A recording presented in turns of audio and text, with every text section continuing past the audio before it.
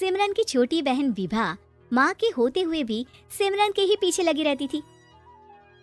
सिमरन, आ गई हो तो इसे खाना खिला दो। बोल रही है तुम जब तक नहीं खाओगी ये भी नहीं खाएगी।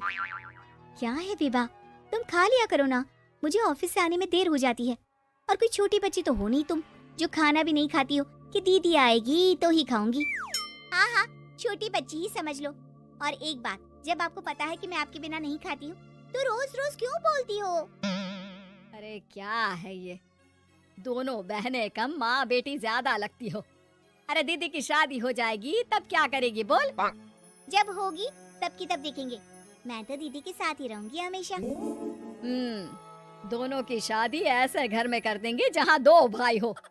खैर, मामला आया गया हो जाता है। एक दिन सिमरन के पापा जब घर आते हैं, तुम लोगों के लिए अच्छी खबर है।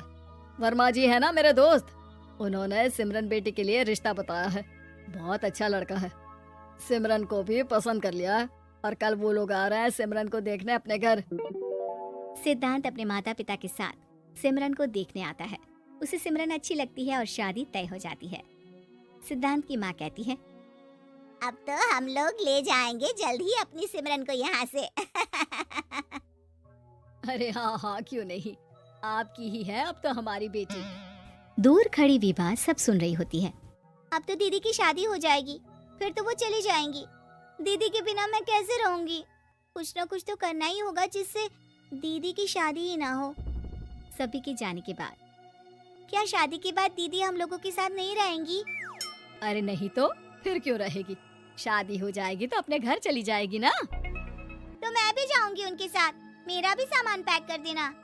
अरे कैसे बात कर रही हो विभा, दीदी के ससुराल छोटी बहन नहीं जाती। हाँ, कभी कभी जाकर मिलाना और रोज फोन पर भी बात कर लेना, ठीक है? नहीं पापा, आप तो जानते हैं मैं दीदी के बिना खाना भी नहीं खाती, ना ही मुझे उनके बिना नींद आती है। सिमरन बहन की बात सुनकर इमोशनल हो जाती है। अगले दिन से विभा खाना खाना छोड़ देती है। लोगों के लाख समझाने के बाद भी विभा ना खाती है ना ही सोती है। अंत में हार मानकर सिमरन सिद्धांत से मिलती है। सिद्धांत, मेरे मम्मी पापा ने बचपन से ही विभा और मुझे साथ रखा। वो मुझसे बहुत जुड़ी है। मुझे उसकी टेंशन रहेगी शादी के बाद, क्योंकि वो मेरे बिना नहीं रह सकती है। अरे ये तो छोटी सी बात है, वो हम लोगों के साथ हमारे घर में रह सकती है। जब उसकी अकल आ जाएगी या वो समझ जाएगी कि तुम्हारा घर वो नहीं बल्कि ये है, तो हम उसे घर छोड़ाएंगे, ठीक है? सिमरन खुश हो जाती है क्योंकि वो यही चाहती थी। वो माँ पिता से बात कर लेती है।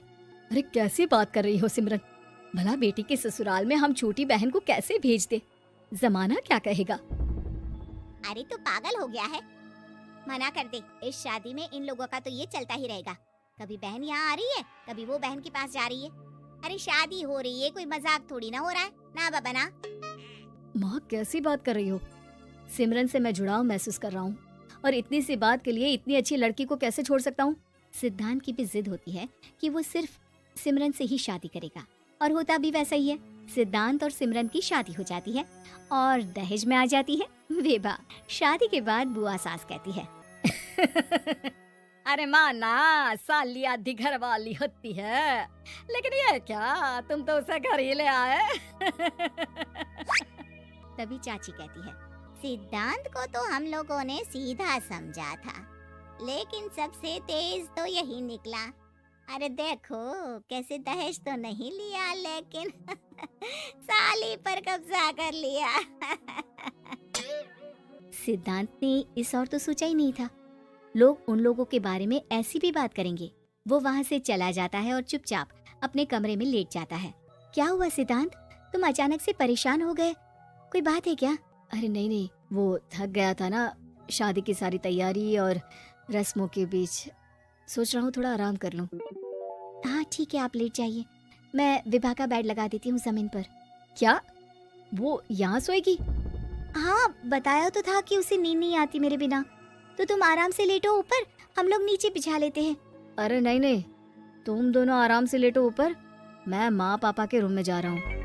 सिद्धांत वहाँ से दूसरे कमरे में चला जाता है जहाँ सिद्धांत के पिता उससे कहते हैं, क्या बात है बेटा, तू उस कमरे में क्यों नहीं सो रहा? बहू से लड़ाई हो गई है क्या शादी के पहले दिन ही? अब नहीं पापा, वो दोनों बहनों को बात करनी थी और मुझे नींद आ रही है, तो मैं यहाँ सोने चला आया। अगले दिन सिद्धांत तैयार होकर ऑफिस जाता है। ऑफिस में लंच के वक्त दोस्त कहता है, क्या बात है सिद्धांत, इतना सारा खाना एक ही दिन में? हाँ यार, वो सिमरन को खाना बनाने का शौक है तो उसी ने बनाया है। यार हम लोगों की तो सिर्फ एक ही बीवी है, इसकी तो दो है ना। सिद्धांत को गुस्सा आ जाता है।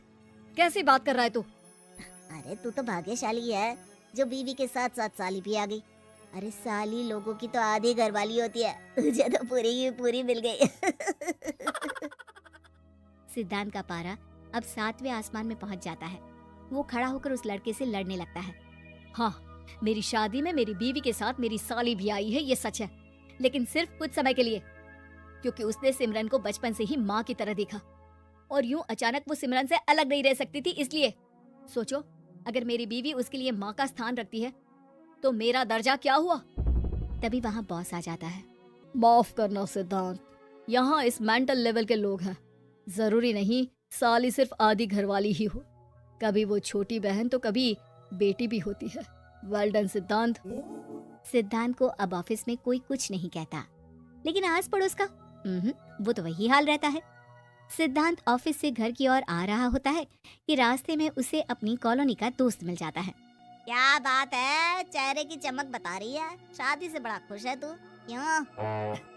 हाँ यार, अच्छी लड़की और अच्छा परिवार मिलना कहाँ होता है जल्दी आजकल। यार हमें भी दिला देना ऐसा परिवार जहाँ एक के साथ एक फ्री की स्कीम चल रही हो। सिद्धांत को फिर गुस्सा आ जाता है।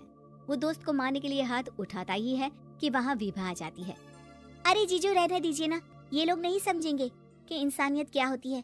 ये सच है कि दीदी से कैसे दूर रहना ये मुझे पता नहीं था। आपने मुझे दीदी के पास रहने का मौका देकर ये समझने का मौका दिया कि लड़की का असली घर उसका ससुराल होता है। मैं समझ चुकी हूँ, मैं जा रही हूँ जीजू, लेकिन मैं खुश हूँ कि आपने मुझे अपनी छोटी बहन समझा। सभी उन लोगों को देखकर ताली बजाने लगते हैं। विभा अपने घर चली जाती है और सिद्धांत खुशी खुशी सिमरन के साथ रहने लगता है। उम्मीद है कि आपको हमारी ये कहानी पसंद आई होगी। कृपया हमारे चैनल को सब्सक्राइब करें और सभी अपडेट्स के लिए बेल आइकन जरूर क्लिक करें। और हाँ, वीडियो लाइक और शेयर करना मत भूलिएगा। Bye bye.